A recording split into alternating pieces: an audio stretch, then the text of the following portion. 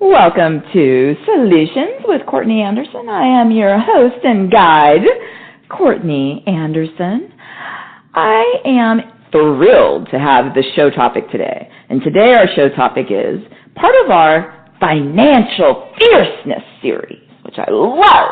Financial Fierceness is all about the concept that we are going to, again, take action in our lives to achieve and surpass our goals, and we are going to be fierce about this. We are passionate, and we are assertive, and it is a healthy thing. So as part of our Financial Fierceness series, our show today, our topic is always have the ability to support yourself financially. Here's why. I'm going to repeat it one more time. Our show topic today is always have the ability to support yourself financially. Here's why.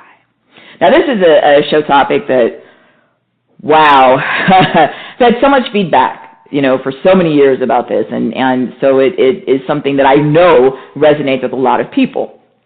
And this concept is that you want to maintain at all times. That's why I did use the word always, and we usually don't like absolutes like always or never, because very rarely are they accurate.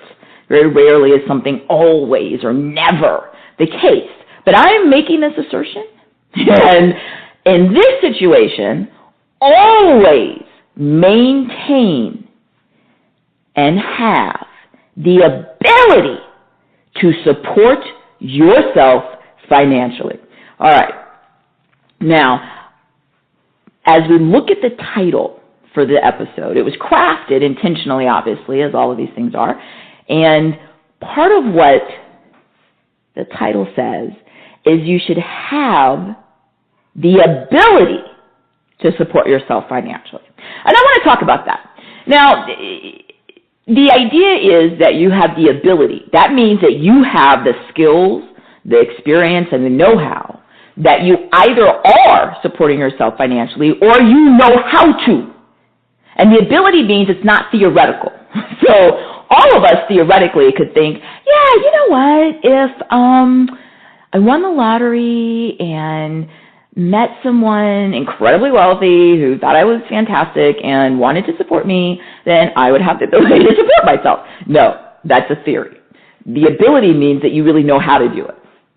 And you don't necessarily have to be doing it at this exact time. But you need to know that sort of in the back pocket, sort of as in worst case scenario, that you know how to and you actually have supported yourself. This is fundamentally important for your autonomy, for your emotional health and your relationships, and friendships and romantic relationships and family relationships. It is incredibly helpful with the goal of surpassing our goals if we know and have the confidence, the experience, and the knowledge that we can support ourselves financially. Why does this matter? Why does it matter? All right. Let's take an example that's statistically a smaller group of people. So statistically, there are a smaller group of people worldwide that are born into families or communities where there are ample resources, meaning they're born into a very wealthy or connected or powerful family or clan or group or community. Okay. So many people would think, well, you're born into that. You're very wealthy. There are lots of resources. You don't have to ever know how to support yourself. You could just get out there and do whatever you want all the time. Certainly in the States and in some other parts of the world, young people who grow up like this and become adults are often referred to as trust fund children. The whole idea is, of course, a trust is a whole way of taking property and taking property that was owned by another entity and putting it into a legal construct. It's an imaginary thing, right? Like a trust is not like a physical thing, like a safe. It's a legal imaginary thing that you create on paper. And you put the property in the trust, and then the trust owns it. right? Which changes, the tax ramifications, and it changes other issues. And the trust owns it, and then there's someone who's going to benefit from the property that the trust owns. It's a beneficiary, right? So there's a lot of really awesome things about trust. I'm going to do a show and some programs on trust. But the idea is that someone who has a trust fund means that they're a person, but someone has created this sort of imaginary, sort of fictional safe, sort of moved property or assets into that, and then the person referred to as a trust fund kid is the beneficiary of it, meaning that they're the ones that are going to receive, they're going to benefit, right? Like they're going to get the good stuff from that property, and it might be income, okay? And that's how these things work. So there's a lot of reasons for them that are very good reasons to set up trusts. But the idea if someone's a trust fund kid is they don't need to work, They don't need to do anything. They don't need to go to school. They don't need to do anything because there's all this, money and these resources, and it's just going to flow to them, right? And why would they want to worry about having the ability to support themselves independently? Okay. The entire history of humans is littered with stories, right, of the powerful child of the well-off organization, right? And prior to modern times with the formal trust, you read it through every type of, historical text, right? And this whole challenge that the person who's sort of born into this is supposed to just, I guess, be grateful for it, which they should be. But then they don't really need to do anything. And that tends to set up, and you can read this throughout, like I said, throughout history, throughout religious texts, throughout many different examples in our collective human experience where people grow up into that, but then they feel like they're not respected as individuals. They start to sort of get angry and frustrated and feel like, look, I'm a real person. I'm not just some permanent child. That just because there's money or resources or power or whatever, that I don't ever have to do anything. And that becomes a challenge. And even you certainly see it in systems historically where people were born into government. So there were people whose family, right, was also the leader of the government of a society and royalty, and it always has been a theme collectively as humans that the person born into that at some point wants to be their own person. They want to have their own legacy. They just don't want to be, the child of or some sort of permanently, treated as an infant. Because there's these resources, they call them golden handcuffs, kind of. The idea that, okay, yeah, there are these resources, but that means that I don't get to make my own reputation, and people don't judge me on who I am, and also that a lot of times with these resources, right, comes a lot of control. Again, this is a small statistical group of humans throughout time, but when you look at it, what you tend to see often is the case is that there's beautiful, wonderful benefits to having these resources that a person doesn't ever have to worry about, earning on their own. But there's often an incredibly, I'm going to use this word, abusive at times aspect to this, where the resources are used to control people. And sometimes, again, literally to abuse them, especially emotionally. Right? So it becomes sort of this thing where somebody might be 40 years old, but, because they don't have any independent ability to take care of themselves, their older parents or grandparents can say and do whatever they want to them, and if they don't like it, there's this sort of hammer hanging over their head, like, look, you're going to do what I said. You're going to marry who I told you to marry or not marry who I told you to marry. You're going to live where I said. You're going to wear what I told you. And if you don't like it, then how are you going to live, right? And it can become, not all, this is not, always or even the majority of the time, but this does happen. And again, you can see this in the historical record of collective human society, that this happens. And then that person who, even though you would think like, wow, how great is this, right? They're born with these resources, it becomes, a gilded cage. Again, the idea that it seems great. It's gilded, but it's a cage. And people use it for control and power. So even if it doesn't become abusive, it often becomes very controlling. So you're not going to, disagree in any way or do something they don't want you to do because what are you going to do about it? Right? And they use the money in a very negative way. That's a real possibility. So part of my argument is that this episode applies to everybody, including the smaller percentage of people around the world who are born into immense resources. There are different types of consequences that could be negative to them than versus somebody else who isn't born into resources and really feels like they kind of have to either earn money or find somebody to earn money for them. But it still is not, a picnic. And it's a real thing. It's a real challenge when somebody is not feeling emotionally free to be their own individual person. And these things can become quite cruel. And from the outside, people often, must be nice to be rich. Not necessarily, right? It's great to be rich, I think, if you've earned it and you have control and, it makes your life better and you get to make decisions. I'm not sure how wonderful it is if somebody else is using money as a tool to control you. And especially if they're using money as a tool to abuse or hurt you, whether emotionally or in any other way. So, yeah, I'm going to argue that this, again, always have the ability. Which brings up this. Some people weren't born into a family or a group or organization or a community, but they got up in life, they needed resources, and they found or, interacted with people who that person had resources. And then often what you'll see is people either, legally marry someone or enter into extended, personal or romantic relationships with someone for money. And when that happens, many times it's a healthy, wonderful thing. I mean, anybody can, enter into a relationship with anybody. And if it's based on respect and mutual admiration and trust and all that good stuff, then it's a healthy, good thing. And we all support that, and that's what we all should be seeking. And if somebody happens to be from different economic backgrounds, then that's actually really irrelevant.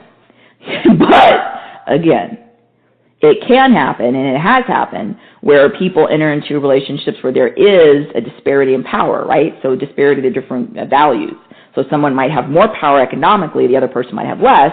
Again, shouldn't matter if it's a healthy relationship, but sometimes, just like we talked about in families of origin, people can use the imbalance in resources to control and or potentially abuse someone else. And this is not a good outcome. So when I used to practice law full-time, I had more than one case where people would come to my law office and they wanted to get a divorce, which is okay. And I had more than one occasion where people explained to me that the number one issue was money. So sometimes people would say, hey, that's what we argued about, that's what we can't agree on. Usually one person spends, quote, too much, and the other one, doesn't let them spend enough or whatever. And it becomes a control situation, or people feel they're being disrespected. Or when they're looking at the divorce, their number one concern is money, meaning who's going to get what and who's going to be left in what situation when this whole thing is all said and done. And this is where love and money are fascinating to me. But I think without sort of forethought and using our critical thinking ahead of time, which is hard to do, in an emotional area, those things are actually typically, at odds, right? Critical thinking and your emotion. But if you don't think these things through, apparently, statistically, it can be a not good outcome financially. Many people are left devastated financially by divorces or even breakups. It doesn't have to have been a legal marriage. So a lot of people stay in relationships where they feel unhappy or they feel, disempowered or they feel controlled. And some people actually stay in relationships where they're abused emotionally or psychologically or even physically because their argument is, I don't have any money. And it's analogous from the outside, at least, right? For us who are not in that specific relationship, it's analogous to the person who was born into the wealthy family, and the wealthy family is saying, hey, look, you're going to do what we say or else, right? And it's the same type thing. You have an adult who has entered into this relationship and is now feeling like they're a child, meaning not a child in the healthy, positive sense, right? A child's creativity and wonder, a child's fresh, eyes on the world. We're not talking about the positive things of that. We're talking about the part where you're unable to make decisions for yourself, Because legally, in almost every part of the world, the child is different from the adult. So the child can't go, buy a house at 9 years old, right? The child's not supposed to be able to engage in a lot of different types of activities that the adult can, get a driver's license or whatever. So, but that makes sense because they're developing. Do we want 4-year-olds, with commercial pilot licenses? I mean, I don't know. So there are reasons, there are things that are simple to understand why children are denied a lot of their rights as they're sort of going through the long human, development process. Our species, it takes quite a while compared to some other species on the planet for us to reach, maturity, and especially the emotional and our brain development. So imagine you're 25 or 55 years old or anywhere in between, and you can't decide what you want to wear every day. You can't decide what you want to eat. You can't decide what you want to do with your time or who to be friends with or anything because someone else is controlling that or denying that opportunity to you. And if you look at a lot of these situations, this concept of financial autonomy over and over and over again is the underlying core of what's happening. That is a very serious, sobering thing. How many of you, I know I've heard in my own personal life, how many times somebody says, oh, I'm unhappy when I'm in a relationship with someone or I'm married to someone, and, but I financially can't move on. What am I going to do? It's similar to another program that I've done in many different settings. I even did a little bit of a show episode about it, this idea that someone feels like, in a job, my job's horrible, maybe they're abusive, who knows, but I really can't quit or go anywhere else because I don't have the money, right? This money thing comes up over and over and over and over and over again in life. And people use it as a rationalization or a justification for being in or maintaining unhealthy work situations. But more, they use it for an excuse for unhealthy personal situations.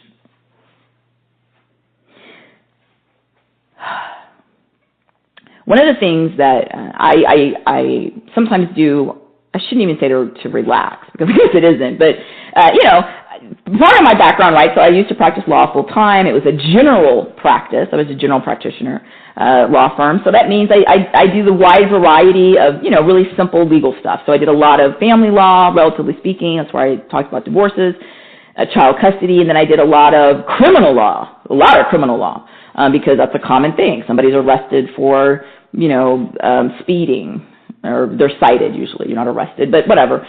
Meaning a citation is where law enforcement usually will literally what they call write a ticket. So they give you a document that alleges that there was a violation of the law. You're not arrested typically for a speeding by itself, although it depends on the circumstances. But someone might have been arrested for driving while under the influence of drugs or alcohol. Someone might have been arrested for domestic violence. Someone might have been arrested for, writing a bad check.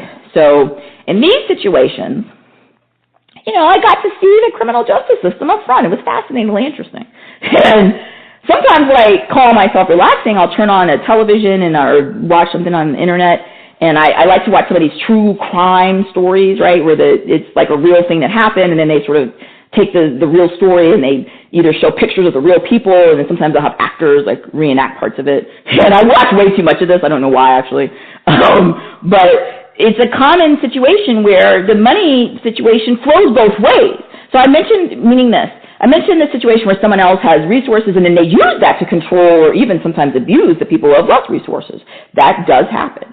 But it also flows the other way, right? Where the person who doesn't have the same amount of resources actually becomes so, I guess, enraged about the other people that control the resources that they actually will turn on that person. And instead of them, being the one who's sort of the victim in this scenario, they actually become the one who becomes the perpetrator. And they'll abuse the person who had the resources. You see it, I saw it in my law firm with elder abuse. Elder abuse is an older senior person whose adult children usually are the ones, or relatives, that abuse them. And so there'd be an older senior person, maybe they were getting a retirement or a pension or Social Security in the U.S., or the older person had benefits they were receiving in checks, right?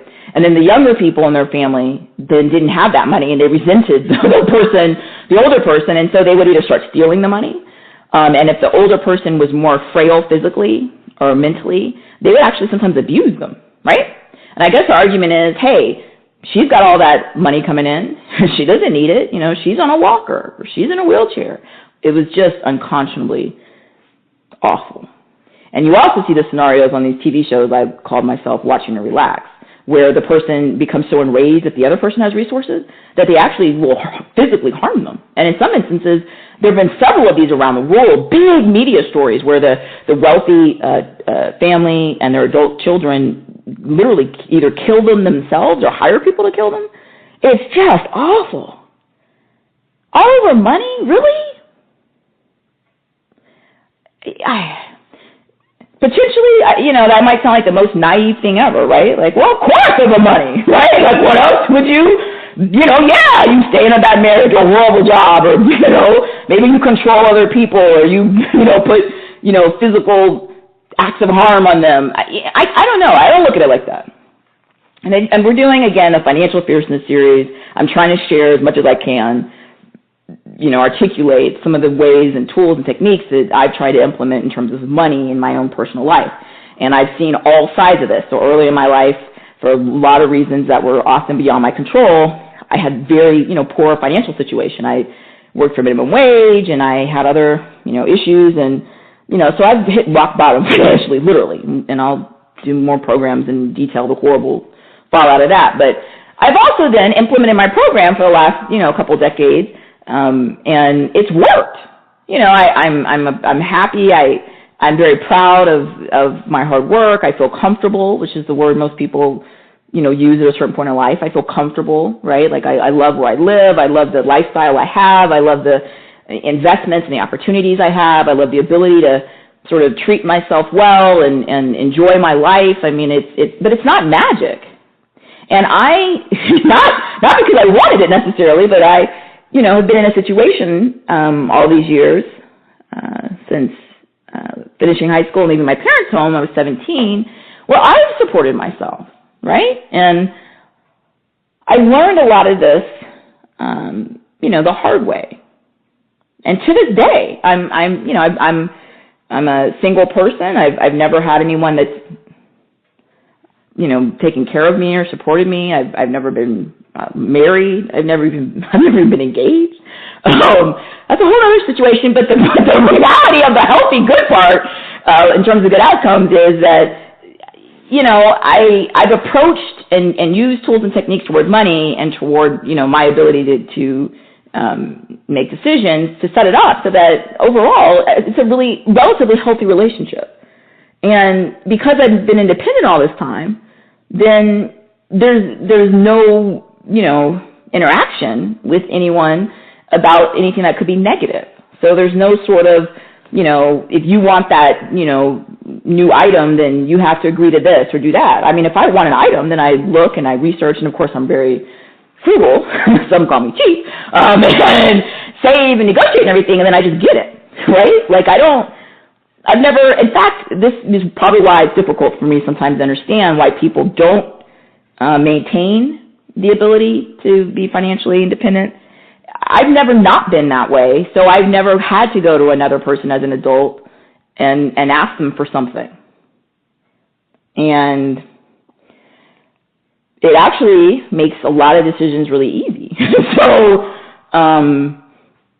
part of why this show was picked is because what I've had happen, especially in my personal life, is I'll have an interaction with someone socially, and they're talking or something, and then they start to share some story, and basically the narrative of the story is that there's a problem with money, and someone is either not treating them the way they feel they should be treated, or treating them in a horrible way, and it's all about money, and because they either need money or are dependent financially on other people, they're sort of in a situation and they're unhappy or frustrated. And it could be, again, the adult child with the family, the person who's dating or living with or married to someone else who they feel is exploiting them through this type of stuff. This thing comes up over and over and over again. And it's been, from my perspective, a little bit difficult to understand because I always think, well, why would you, put yourself in that situation? It doesn't make any sense. I would understand it if the person was someone who had been, physically or mentally, unable to support themselves. Some people that happens. They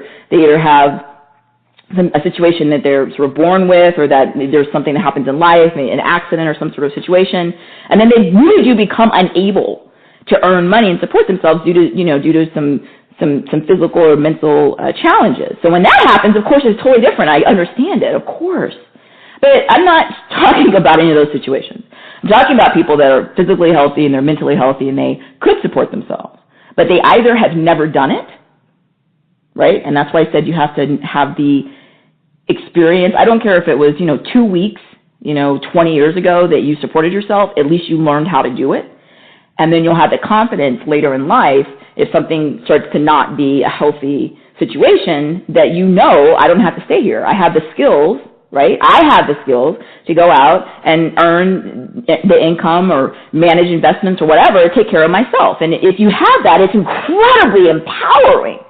It really is. Because you don't have any of this stuff about somebody else, using it as a tool to control you or to hurt you or abuse you or whatever. Like, that discussion just doesn't exist.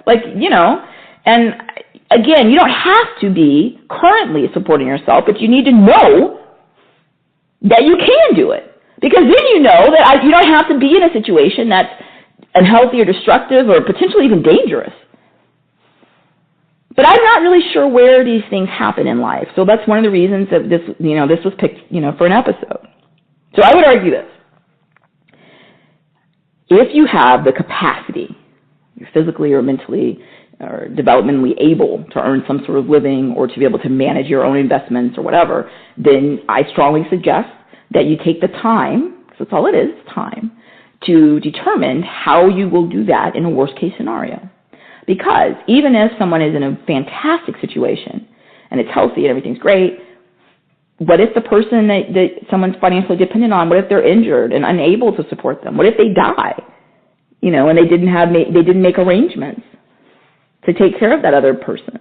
You always have to have the ability, just the knowledge, I could do this, even if you don't have to, because it protects you emotionally from getting into situations where you feel like you, quote, have no other choice. Because you have other choices. That's the whole point of this entire show. So is it absolutely positively wonderful for people to be in healthy families or romantic relationships where there might be an imbalance of income? Yes, people do it all the time. Nothing at all inherently difficult or negative about that, as long as there's respect, admiration, again, all the things that are part of a healthy relationship, okay?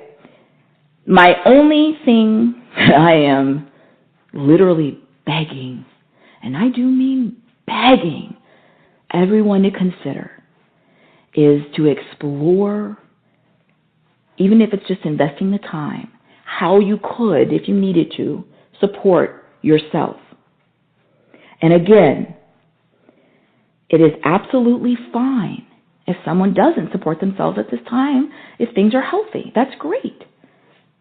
But we all understand that things could change to anybody at any time. Something horrible could happen, right? A tsunami or who knows. So it's a healthy investment in being proactive to think about how will I support myself. My argument, if you do currently support yourself, ties to a lot of the other programs that we're putting out in all of the different series, certainly in the Financial Fierceness series, the Law Lovers series. Are you managing your credit score? Do you understand how to purchase a home, and save money? Do you understand places where people will take advantage of you financially? Are you able to make very good informed decisions with how to build wealth, as they say? And so that's a whole other toolkit. But I have really bad knees, but I am just, imagine the visual of me on my knees, begging, imploring you, everyone, me, to continue, to know, to practice, to work through, and from real life, to build this situation where we know we have the ability to take care of ourselves. That will then prevent anyone family member, relative, stranger, whoever, from coming and trying to take advantage or take control of us. And that is the whole point of so much of what we do, right? That we have the ability to make decisions, to make choices, to impact outcomes in our lives. And this situation with the financial independence is so important. I've given as many examples as I could in this short episode, but I beg you to take this seriously. I really do. So again, thank you for being part of our show today. I always encourage you to come to CourtneyAnderson.com or reach out to me with any ideas, suggestions, feedback. Thank you so much for joining me and being part of the show today.